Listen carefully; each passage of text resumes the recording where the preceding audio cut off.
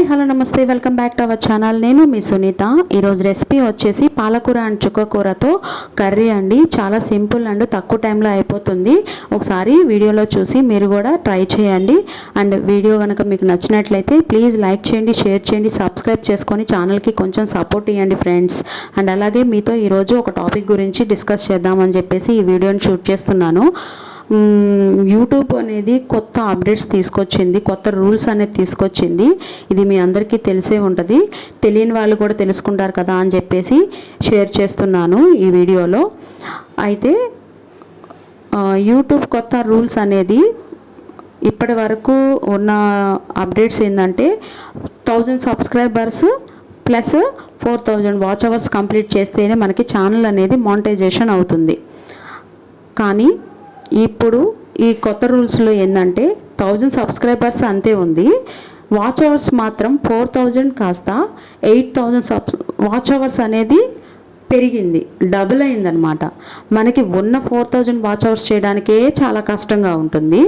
అది కాస్త డబుల్ అయితే మన చిన్న చిన్న ఛానల్స్, ఇప్పుడే యూట్యూబ్ ఛానల్స్ స్టార్ట్ చేసిన వాళ్ళు వాచ్ అవర్స్ రాక, మానిటైజేషన్ అవ్వక చాలా అంటే చాలా ఇబ్బందులు పడుతున్నారు, చాలా కష్టపడుతున్నారు. ఇలా 8000 వాచ్ అవర్స్ అంటే ఎప్పుడు చేస్తామండి? పెద్ద పెద్ద ఛానల్స్ వాళ్ళకంటే సింపుల్గా అయిపోతుంది. ఆల్రెడీ మానిటైజేషన్ అయిపోయిన వాళ్ళందరూ హ్యాపీగా వీడియోస్ చేసుకుంటున్నారు, అది సెకండరీ. మన లాంటి చిన్న ఛానల్స్, నా ఛానల్లో అయితే తిప్పి కొడితే 250 సబ్స్క్రైబర్స్ ఉన్నారు, వాచ్ అవర్స్ అయితే నిల్లు. ఎప్పుడు 4000 కంప్లీట్ చేయాలి? నేనైతే మనీ ఎర్న్ చేద్దామనే ఆశతోనే యూట్యూబ్ ఛానల్ అనేది స్టార్ట్ చేశాను. హోప్ చూద్దాం, దేవుడి దయ వల్ల గివప్ అయితే ఇవ్వకూడదని చెప్పేసి అనుకుంటున్నాను. వీడియోస్ చేసుకుంటా వెళ్తాను, ఆ తర్వాత ఆ దేవుడి దయ.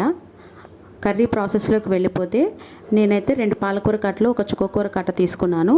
వాటిని శుభ్రంగా సన్నగా వీడియోలో చూపిస్తున్న విధంగా కట్ చేసుకొని 2 to 3 టైమ్స్ వాటర్లో మంచిగా వాష్ చేసుకొని పక్కన పెట్టుకోవాలి. నీళ్ళన్నీ వంపేసుకొని, వాటర్ అంతా వంపేసుకొని పక్కన పెట్టుకున్న తర్వాత కర్రీకి సరిపడా కడాయిని తీసుకొని అందులో కర్రీకి సరిపడా ఆయిల్ వేసుకొని, ఆయిల్ హీట్ అయిన తర్వాత పోపు దినుసులు, చిన్నులపాయలు రెబ్బలు కొంచెం ఎక్కువగానే తీసుకోవాలి. వీటి వల్లే కర్రీకి మంచి టేస్ట్ వస్తుంది. అండ్ అలాగే కరివేపాకు కూడా వేసి తిరువాత బాగా మగ్గిన తర్వాత మనం ముందుగా కట్ చేసి పెట్టుకున్న పాలకూర, చుక్కకూర ఆకులను కూడా వేసి బాగా మగ్గించుకోవాలి. అవి కొంచెం మగ్గిన తర్వాత ఆ స్టేజ్లోనే ఉప్పు, కారం, పసుపు, కొంచెం చింతపండు కూడా వేసి బాగా మగ్గించుకోవాలి. దీనిలో కర్రీలో వాటర్ కూడా ఏం వేయనవసరం లేదు, ఆకుకూరలో ఉన్న వాటర్కే చక్కగా మగ్గిపోతుంది. కానీ కర్రీ అయితే చాలా అంటే చాలా బాగుంటుందండి. ఒకసారి ట్రై చేయండి. వీడియో నచ్చితే ప్లీజ్ లైక్ చేయండి, షేర్ చేయండి, సబ్స్క్రైబ్ చేసుకోండి.